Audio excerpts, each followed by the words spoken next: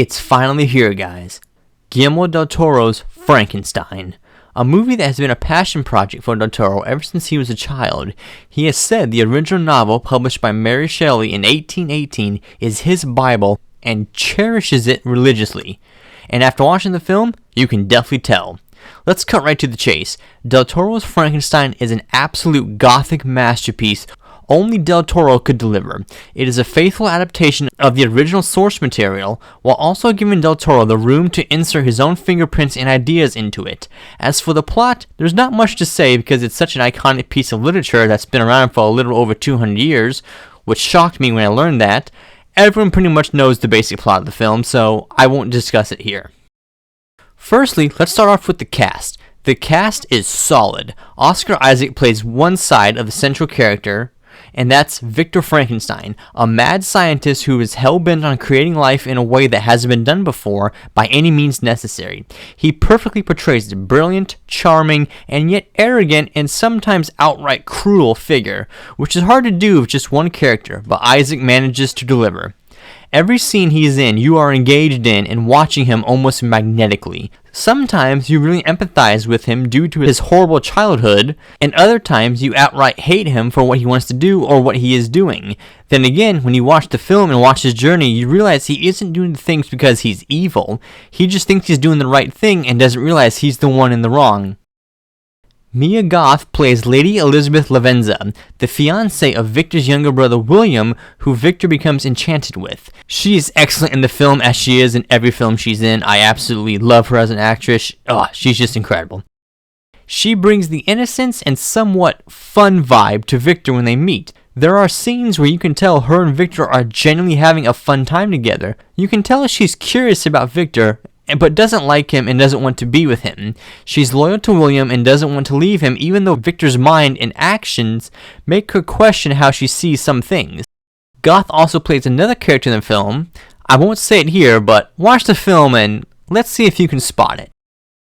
Christoph Waltz plays Heinrich Harlander, Elizabeth's wealthy uncle who is intrigued by what Victor wants to do and agrees to fund his research. Waltz perfectly portrays the charismatic yet tragic character that's almost another side of the same coin to Victor. Other cast members are solid as well, such as Charles Dance as Leopold Frankenstein, Victor's overbearing father, and Lars Mikkelsen as Captain Anderson, but we all know the main character that everyone is here to see. Whenever Del Toro has talked about wanting to make his version of Frankenstein, the big question everyone was wondering is, who was going to play the most important part? The creature. When the initial casting was announced, it was revealed that Andrew Garfield was going to play the monster. This casting had everyone, including me, excited because Garfield is a tremendous actor, and with a director like Del Toro at the helm, we were going to experience greatness. Shortly before filming was supposed to begin, Garfield dropped out due to scheduling conflicts. I was pretty bummed out when I heard this, as I was super excited to see what he would bring to the character. The big question that came to mind is, who replaces him? A couple weeks later, it was revealed that Jacob Elordi stepped in to portray the creature. I didn't really have an opinion at the time because I hadn't seen any of his work, but I trusted Del Toro with this project, so I said, alright, let's see how this plays out. Alright, so the final verdict. Elordi as the creature is fucking phenomenal. Easily the best character from the movie. It's hard when you have a movie like this where halfway through the film the main protagonist you follow switches and you follow another character for the remainder of the film, but this film does it flawlessly. I don't think I can even think of the right words to describe Elordi's performance. He perfectly portrays the creature's childlike curiosity and wonder, due to the fact that he was just born, or in this case, created. You see him experience things that are new to him but are old and boring to us. I don't want to spoil it, but there is one scene involving sunlight which is just, oh man, it's perfection. It's so much fun watching him just wander through the world and experience things that we as humans take for granted, but to him, it's almost magic. My favorite scenes are the ones involving the creature and Elizabeth. From the first moment she sees him, she is instantly drawn to him. From the time she's introduced to him, you can see her motherly instincts that women have naturally come out in full force. She's warm, kind, soft, and gentle with him, while Victor is cruel and demanding, much like his father was to him. With every scene, you see the creature evolving and learning more and more, so much so, he begins to speak almost fluently. The final scene between Victor and the creature has got to be one of the most gut-wrenching and tragic scenes I've seen in a movie like this. And I'll admit it, some allergies started affecting my eyes and, tears and everything, but it's just allergies, Del Toro said he casted Elordi based on his expressive eyes, and that was a perfect reason to cast him. Even under all the prosthetics, he has the most expressive eyes. There's even one scene involving an old man where you can see the full performance from just Elordi's eyes, and man, it is truly heartbreaking. As for the design of the creature, I wasn't sold on it at first, maybe because I was picturing an updated look of the classic Boris Karloff's look with the tall forehead and bolts in the neck. When we first started seeing glimpses of the monster in the trailers, I was like, okay, this is a bit off-putting, but I'll wait to see the film.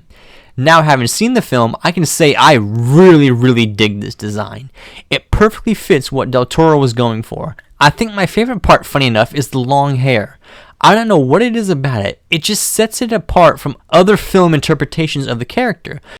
You can definitely tell that Del Toro took heavy inspiration from Bernie Wrightson's drawings of Frankenstein, as seen here. The long hair, the tall, slender body, it's almost a one-for-one creation with little smaller things setting them apart.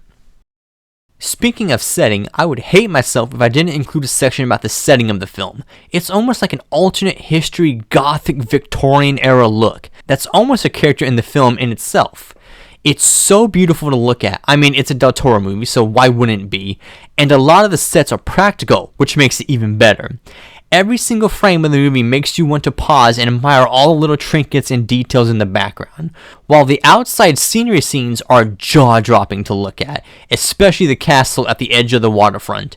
You can tell Del Toro took his time and wanted every little thing to be perfect to match the setting he was going for. One thing is, the film is long, coming at roughly 2 hours and 20 minutes, and I can say for myself, the runtime flew by. I was engaged the whole time throughout. One thing that sucks is the movie's coming straight to streaming. Now, I know it had a limited theatrical release around the country in the weeks leading up to the November 7th Netflix release date. I just wish it was wider. A film this gorgeous to look at deserves to be seen on the biggest screen possible. I watched it at home on my OLED TV in complete darkness in my basement, and it looked incredible. I can't imagine what it looked like on something like an IMAX screen. Now, is it the best Del Toro film? I would say no. I would still say that's either Pan's Labyrinth or The Shape of Water. I go back and forth between the two, but Frankenstein is definitely up there. He's one of those rare directors where literally every single one of his movies are good and he doesn't actually have a bad one. His, air quotes, worst movie is still miles better than anything else Hollywood puts out. Del Toro has spent decades of his life wanting to make this movie, and thankfully, thanks to Netflix, he finally got to achieve his dream. I truly believe that this film will go down as one of the best gothic horror, and in this case, sci-fi as well, films of recent memory and maybe ever. Is it the most definitive interpretation of Frankenstein? No. I don't think one single film can be the most definitive version, because everyone has their own versions of what they want to see from the book. But Del Toro's version is a damn solid adaptation of the source material and deserves to be seen by everyone. With that being said, please like this video and go watch it for yourself. You won't be disappointed.